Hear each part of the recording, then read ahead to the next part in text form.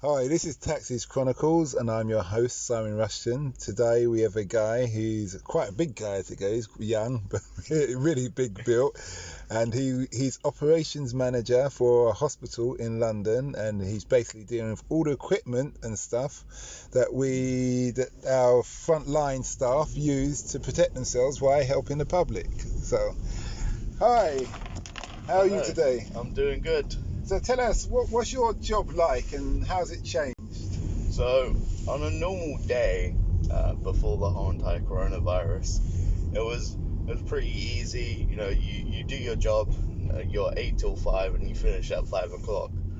Now, since this whole entire virus has started, you could be working from 8 till 6, 8 till 7. You never know, because you have to always be thinking about what ward needs what items, such as face masks or visors or gowns. And that's where, and then when you come home from work, you just feel really drained and tired, and you have no energy to get up for the next day. But you have to keep on thinking that these wards need me, and if I'm not in, then they're not going to be able to do their job successfully.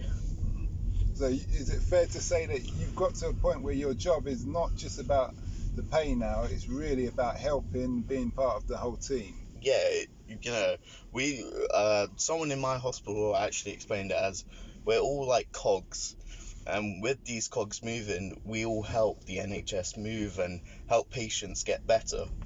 And I think that's a really good analogy to explain how the NHS is working right now, because the NHS is under a lot of strain. The virus is getting slower, thankfully, but in the peak of it, it was very hard, and all these cogs kept on moving. And I think without every person in the NHS doing their little bit, I think we wouldn't have been able to cope, really.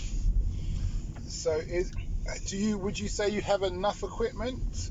Enough protective equipment, or is there not enough? Or We have enough PPE equipment now, for the hospital that we work in.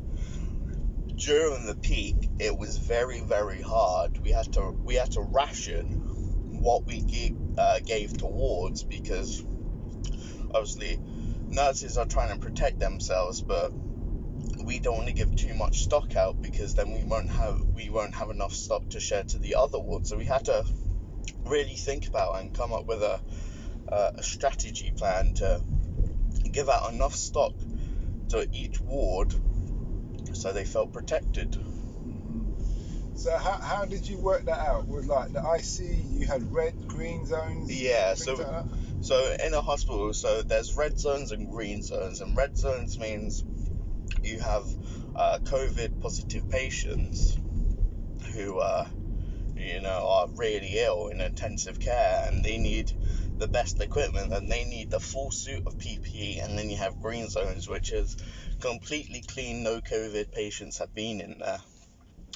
And how we worked it out is that the most prioritized wards, such as intensive care, A&E, theatres, got all the PPE equipment that they needed and what they requested.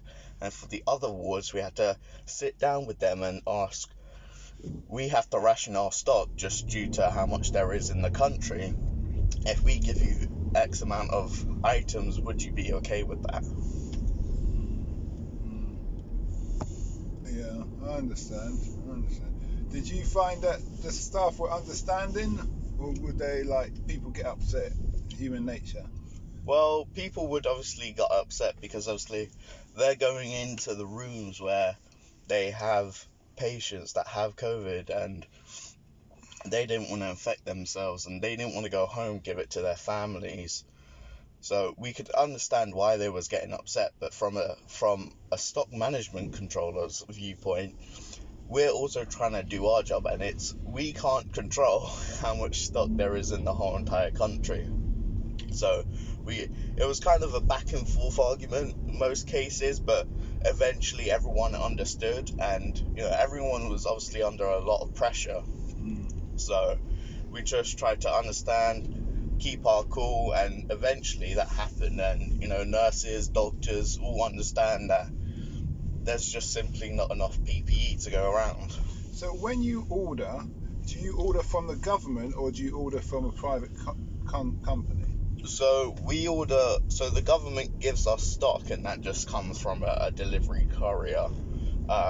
We every day we put in how much PPE we have left over, so how many gloves, how many And that's the government? yeah, how many masks, and we give that into the hospital, to the hospital leader, and they send it over to the government, and then the government gives us the stock.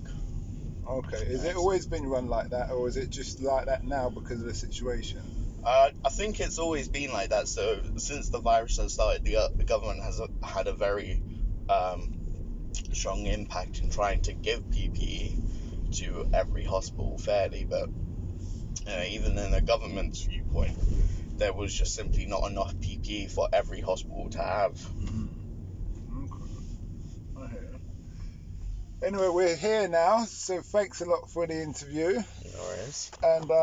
And for your service, as you say. It's funny, an ex-military personnel saying that to NHS, but thanks a lot. For you guys out there, I hope this was short but sweet and informative. Why don't you like and subscribe and share and leave your review or your comments, and why not try our sister podcast called Africa Investing Stories? It's funny but serious but sad but entrepreneurial stories of what it's like to invest in Africa, mainly as a foreigner. But there are cases where we do have people who are from that diaspora and are returning back. But anyway, great to hear from you, and look out for our podcast in 2 days' time. Bye. No worries. All right, Thank thanks, you. mate.